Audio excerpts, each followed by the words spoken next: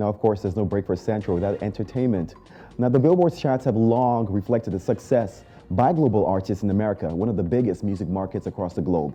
Now, this year, we've seen several Afrobeats artists debut and cement their place on the global charts. Today, we're celebrating new milestones for two Nigerian superstars. Now, first, Wizkid, born, of course, Ayodeji Ibrahim Balogun. He has now just debuted on Billboard's Top 200 with his fifth album, More Love, Less Ego, entering at number 59. Now, Wizkid enters the charts after selling 13,000 units in its first week. Now, the album becomes the second biggest Afrobeats album to hit the charts after Burna Boy's Love Damini debuted at number 14 after selling 25,000 units in the first week.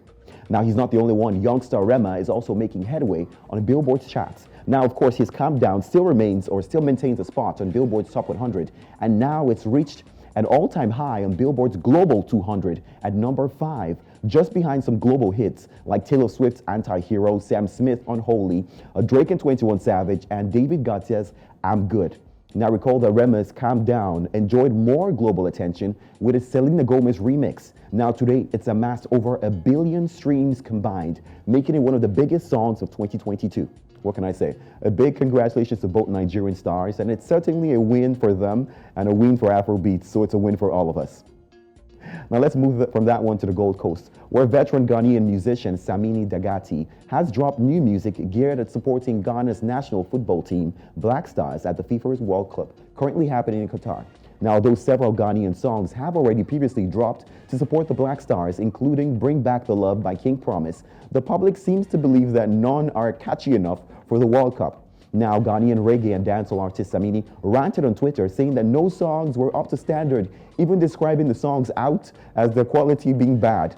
Now, although Samini avoided any names while dropping criticism, he has now dropped Win Africa Win, which he believes is a better morale booster. Now, Ghana is set to play her first game today, 24th, against Portugal in Ras Al Boulevard City, Qatar. Now, it's left to the public whatever they want to cheer to, whatever anthem they decide, but we certainly hope that whether it's Samini's song or King's Promises, it sees the African nation victorious against South Korea and Uruguay in the following weeks. Now, fans are also looking forward to enjoying music performances from some of the world's biggest music stars. Now, we hear that today Nigerian Kiss Daniel would also be performing his 2022 hit song, Buga, at the FIFA Fans Festival, which runs through the following weeks, okay? So I'm looking forward to seeing that. Hopefully, we all get to see a couple of videos, of course, of Kiss Daniel's performance, because we've been looking forward to that one. Now, finally, on the international scene, the American Music Awards have continued to suffer a backlash since cutting Chris Brown's Michael Jackson tribute performance at this year's award ceremony. Now, although the Dick Clark Productions made statements saying it wasn't a decision faulting the artist, but rather based on differences of creative direction. Now, they dropped a few statements. They said this: live shows change all the time. It's the nature of the business. Unfortunately, this element of the AMAs didn't come together as we couldn't align on the performance to no fault of Chris Brown. Now, recall that Chris Brown's posted rehearsal of the cancelled performance to his millions of followers on Saturday. And even Ciara confirmed that she was also supposed to be part of that performance, themed as Michael Jackson's Thriller 40th anniversary. Now, even former Destiny Child member Kelly Rowland took to publicly support Chris Brown after fans booed to him, winning this year's AMAs for favorite male R&B artist. Now, Rowland said that for whatever the singer may have done, her statements, she says, "We all come up short in some sort of way, and grace is real. We are humans, and everyone deserves grace, period." Now, Chris Brown's rehearsal video has gone on to amass over 11 million views on socials, far greater numbers than the actual award ceremony, which had about 3.3 million views across the globe. Now, here's the thing. People are like, wait, why are people booing Chris Brown? Some people have said it goes way back to, of course, the assault with Rihanna. But trust Kelly to, of course, say that, we all need grace. It's cancel culture, I know, but we're tired of that, okay? Whatever mistake he must have made, a boo on stage, it's Chris Brown, all right? And I also wanted to touch on the Ghanaian story we had mentioned earlier about Sarkodie. It must be some form of, would I say, misunderstanding. So Sarkodie dropped a song not too long ago, and then an artist in Ghana, of course, gave a remix to that song, just a cover. In fact, not even a remix, a cover of the song.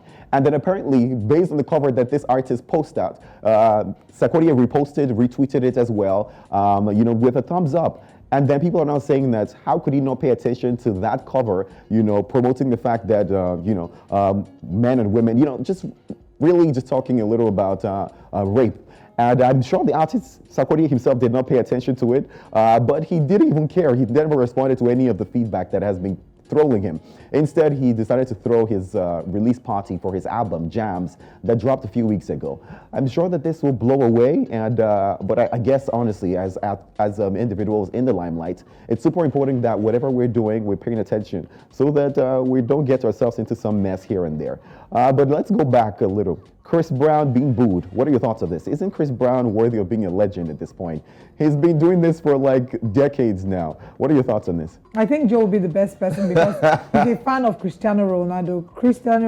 Chris Brown, they're both Chris. So you can speak of this. Well, true. I used to be a very good fan of Chris Brown. I mean, I got all his albums. I could sing almost all of his songs. Right. Except for the recent ones, which I'm wondering what's going on, what's happening. And all of a sudden, I think he started to lose it. But you already hit the nail on the head, Sammdandy. The moment he actually laid his hands on Rihanna, a lot of people have said it that it will never leave him. It will continue to go down that way. And Rihanna coming up, with a baby, and then the baby, looking all, everyone is starting to talk. So I think Chris Brown is indeed a legend. Let's be honest, they should cut him some slack, let him do his stuff.